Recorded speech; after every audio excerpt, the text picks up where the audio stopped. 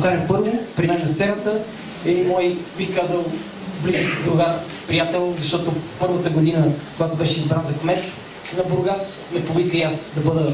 Така се чувствам като нещо, като академче му се чувствам, защото и тази година пак бях там, когато той беше преизбран с смазващите резултати от 70%, един от най-младите, енергични кметове в България, който с огромен размах действа и наистина постига зашеметяващи резултати. Бургас изглежда по уникален начин.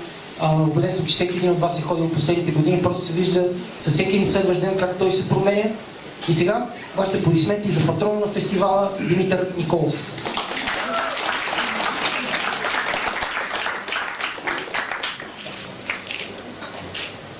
Добър ден, приятели! Преди 5 години започнахме малко с силна емоция, малко на шега. Спирита в Бургас се утвърди като един от най-добрите успешни фестивали в България. За пета поредна година, тази година община Бургас, съвместно с нашите партньори и организатори на фестивала, сме подготвили изключително много интересни събития, които са и съпътстващи по време на фестивала.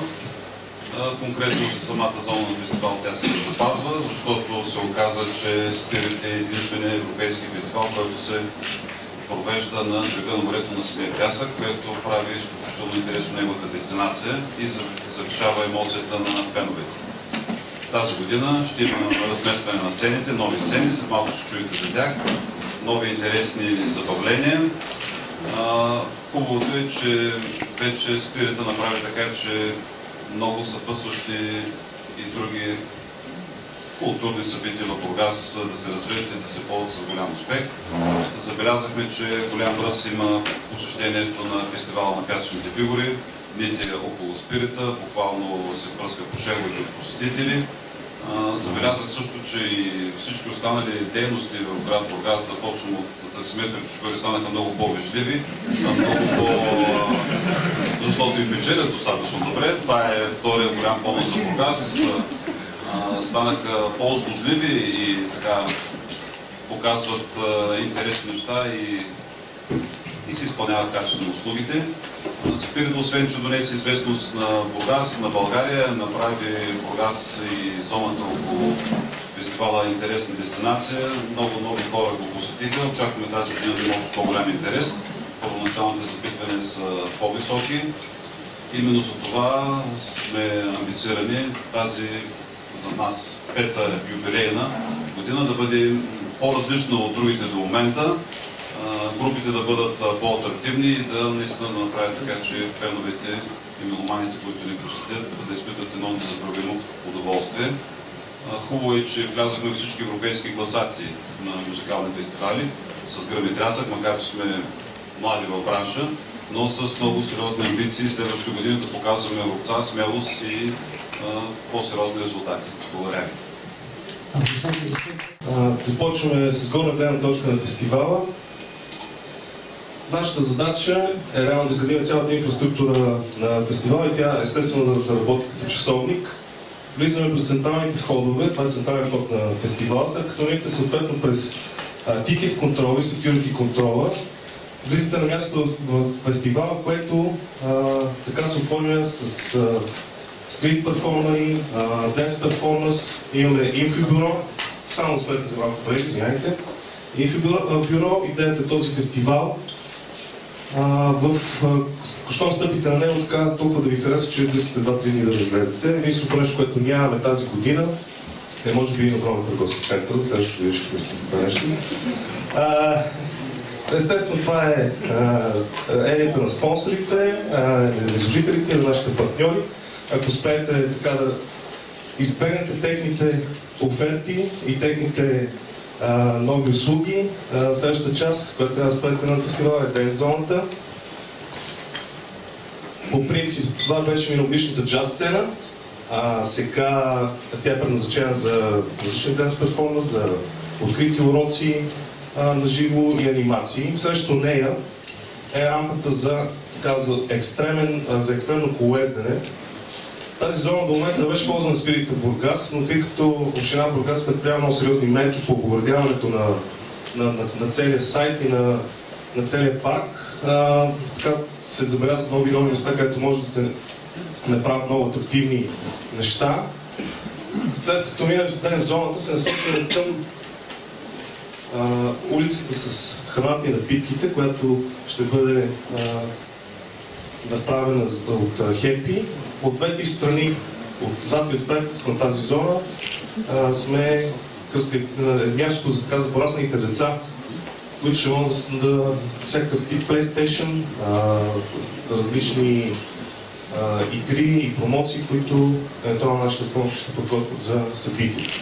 Навлизам в бохемската част на фестивала.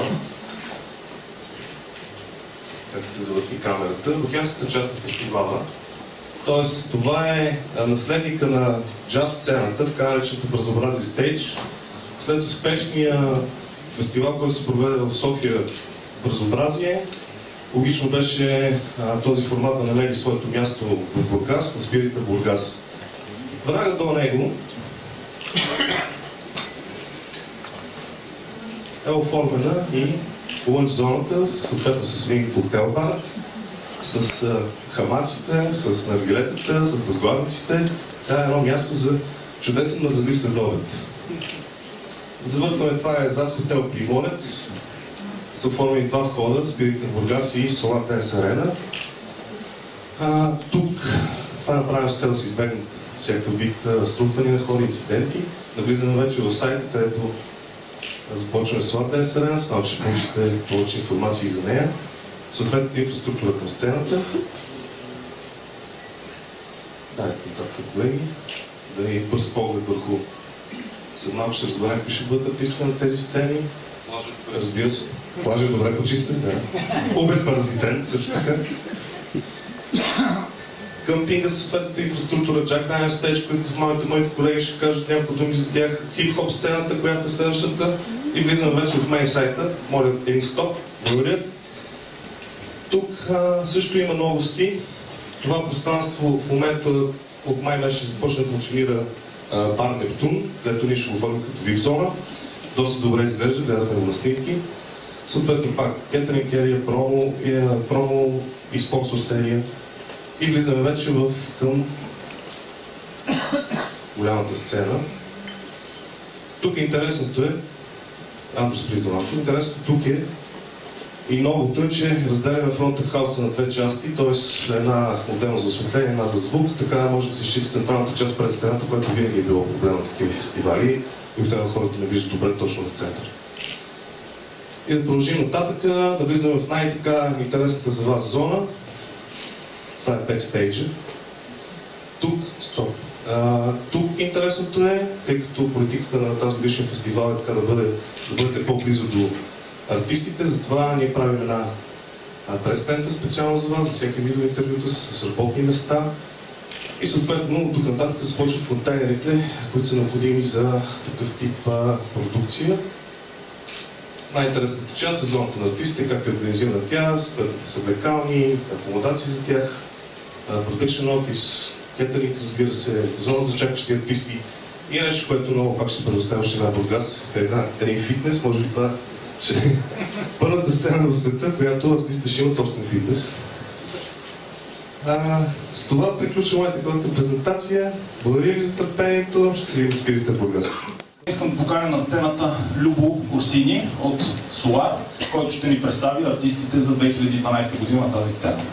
В петък, 3 август, гост ни е диджей, който за 4 години подред беше диджей номер 1 на света, Армин Ван Бюрен.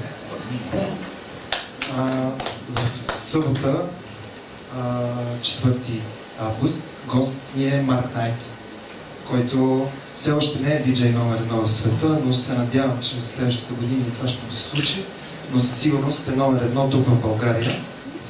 И в неделя, 5 август, гост ни е Ричи Хотин, който за първи път дойде при нас преди 2 години и от тогава се опитваме да го докараме отново, но беше абсолютно невъзможно. Но сега този път нямаше как да изпуснем тази възможност и затова той ще ни е гост и ще покрие техно сцената. Принципите, на които ще бъде програмирана и се програмира вече Jack Daniels Rock Арената, са тези, по които всъщност тя се случва през последните години. а именно комбинация от интересни чуждестранни групи, които всъщност никога не сме чували, но е приятно да видим колко добре свият. Най-съществените плюс най-интересните нови групи от българската рок сцена, а от миналата година вече можехме да си позволим. Всяка вечер имахме и поне 2 международни хедлайнера на нашата сцена. Това, което ще бъда аз в момента, е една група, която е била номинирана 7 пъти за Грами, 2 от които е спечелила такова. Освен това, направиха нов албум, който е с едно характерно дъбстеп звучене, комбинирано с хеви метал. Дами и господа, за мен е удоволствие да обявя групата Корн като хедлайнер. Това, което направихме, е, че разделихме фестивала на 2 зони. Първата зона обхваща старата част на Спирита в Бургас, която беше до Денс арената и хотел Приморец. В тази зона всички хора могат да влязат с 3-дневен билет, който ще им дава достъп до абсолютно всички сцени на цена, промоционална цена до 31 март от 120 лева. Това е наистина промоционална цена, защото, пак ви казвам, артистите, с които в момента преговаряме, правят сцената доста атрактивна и ако сравните цените с останалите фестивали, където има подобни изпълнения, ще видите, че нашите цени са, да кажем, наполовина по-ниски от това, което се случва в Европа.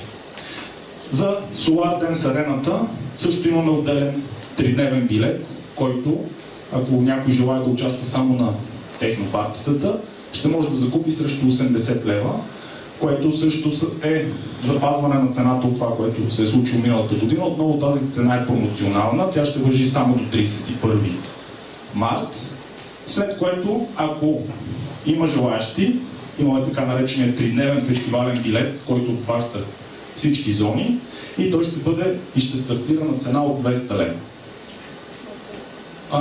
Надявам се, има достатъчно време до фестивала. Живеем в така не добри икономически времена, но имаме достатъчно време, всеки един от нас и всеки посетител, който иска да закупи своя билет, постепенно да събере необходимите средства, след което да може да посети фестивала. Тук е момента да отбележа, че благодарение на Мирослав и Емануилов, който е изпълнителен директор на Event Team, ние работиме с тях ексклузивно за 2012 година и всеки един, който има желание да закупи билет, може да използва мрежата на Event Team.